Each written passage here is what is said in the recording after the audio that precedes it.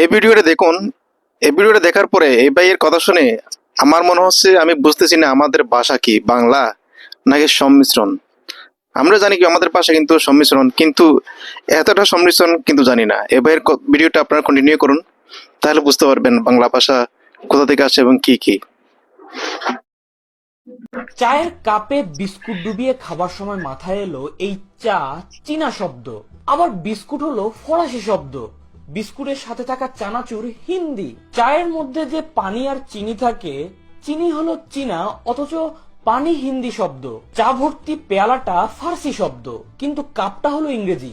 আবার ইংরেজি শব্দ নিজেই হলো পর্তুগিজ। চা চীনা হলেও কফিটা কিন্তু তুর্কি শব্দ। আবার কেক, পাউরুটির কেক, এটা ইংরেজি, কিন্তু পাউরুটি পর্তুগিজ। আহা, আচ্ছা একটু দামি খানাপিনায় যাই। আবার বলে রাখি কিন্তু খানাপিনা হিন্দি শব্দ আর দাম গ্রিক।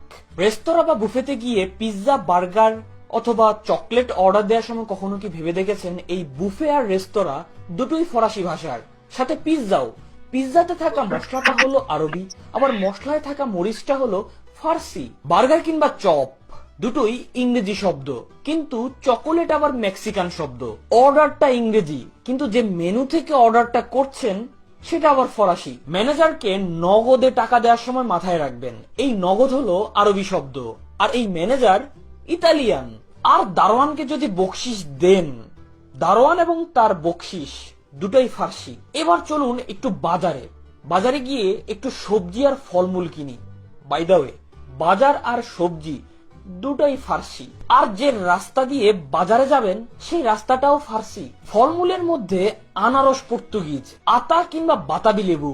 লিচুটা আবার চীনা, তরমুজটা ফার্সি, অবশ্য লেবুটা হলো তুর্কি। পেয়ারা আর কামরাঙ্গা দুটাই পর্তুগিজ, অবশ্য পেয়ারার রং সবুজ, এটা ফার্সি। ওজন করে আসল দাম দেওয়ার সময় মাথায় রাখবেন এই ওজনটা কিন্তু আরবি শব্দ, আর আসল শব্দটাও আসলে আরবি, আর দাম কিন্তু গ্রিক শব্দ।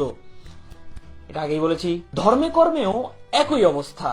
মসজিদ আরবি শব্দ, দরগা আর ঈদগাহ ফার্সি শব্দ, তবে গির্জা পর্তুগিজ, সাথে গির্জার পাদ্রিও।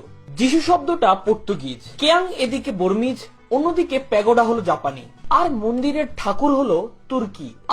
আর কি বাকি আছে? ও হ্যাঁ, কর্মস্থল। অফিস আদালতে বাবা, স্কুল কিন্ডারগার্টেনে সন্তান। বাবা নিজে কিন্তু তুর্কি, তবে যে অফিসে বসে আছেন সেটা ইংরেজি। তবে আদালত আরবি, আদালতের আইন ফার্সি। আইন যারা পড়ে, মানে উকিল আর কি, উকিল আবার আরবি। ছেলে যে স্কুল বা কলেজে পড়ে সেটা ইংরেজি, কিন্তু কিন্ডারগার্টেন আবার জার্মান। স্কুলে পড়ানো বই কেতাব দুটাই আরবি শব্দ। যে কাগজে এত পড়াশোনা সেই কাগজটা ফার্সি শব্দ। আবার কলমটা কিন্তু আরবি। রাবার আর পেন্সিল কিন্তু আবার ইংরেজি। আমার এই এত কথাগুলো যদি মনে না থাকে, অন্তত এটা মনে রাখবেন যে এই মন শব্দটা আরবি শব্দ। শব্দের কেচ্ছা কাহিনী এখানেই খতম।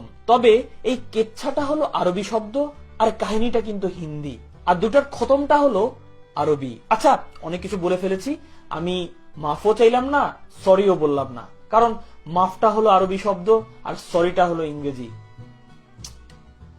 আচ্ছা আমি চুপ যাই, আর চুপটা হলো